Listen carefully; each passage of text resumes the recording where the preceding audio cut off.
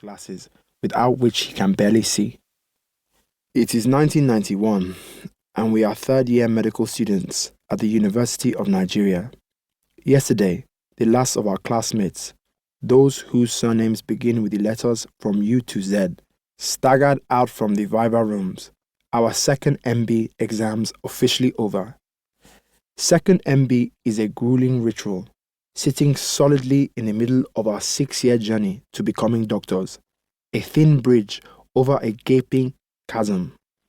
Like lead characters in an action film, we must cross it successfully to continue the journey to our prize, the lofty title and status of doctor.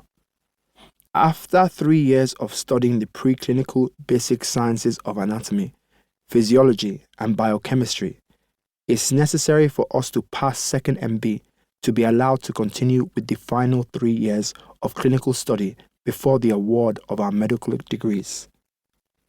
The stakes are high. Just half of our class of 300 will pass. Of those who fail, half will have to join the class below, enduring a repeat year of arduous study before a final second attempt at second MB. A second failure will mean leaving medical school to start afresh, studying for a completely new degree. Yet having to endure the harrowing year again is a reprieve, still better off than the unfortunate 70 whose first attempts will be judged so poor. They are asked to leave medical school immediately. If they find another university department willing to accept them, they start undergraduate studies afresh. The 3 preceding years of medicine wasted. A lifetime of coming top of the class will shudder to a halt, and the exhilaration of securing a highly prized place in a medical school will evaporate as the dream of becoming a doctor dies.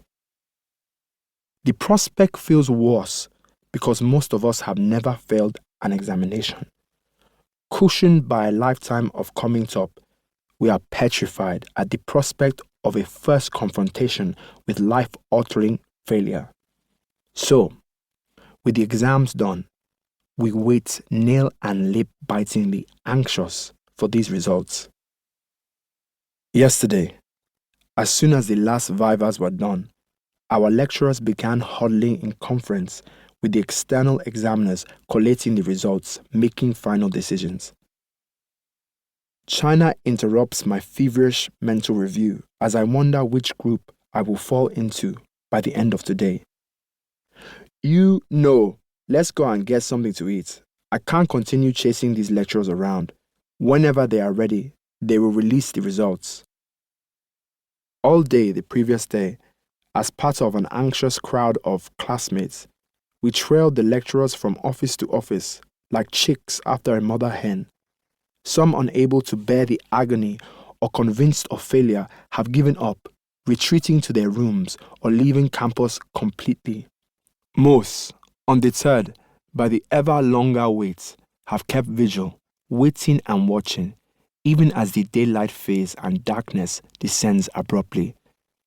As the fluorescent tubes flicker on in the rooms, outlining the heads of the examiners, clustered in conference, we continue to wait. We are called spring-like for that moment the meeting breaks up. A lecturer emerging, sheaf of papers and stapler in hand, to tack the results to a departmental notice board. Waiting, we talk listlessly, in whispers, although we are at a distance, forbidden from coming any closer. I hear 1 year they met late in the night, till nearly midnight, and only the few students that stayed up were there when they put up the results. Midnight? No, they can't stay that long. They too must be tired now. Haven't they been conducting exams and marking papers for the past how many days? I'm sure they will soon break and continue tomorrow. There are rumors that some lecturers and professors, parents of classmates, have been discreetly approaching the examiners to see how their children have fared, and if needed, to put in a mitigating word.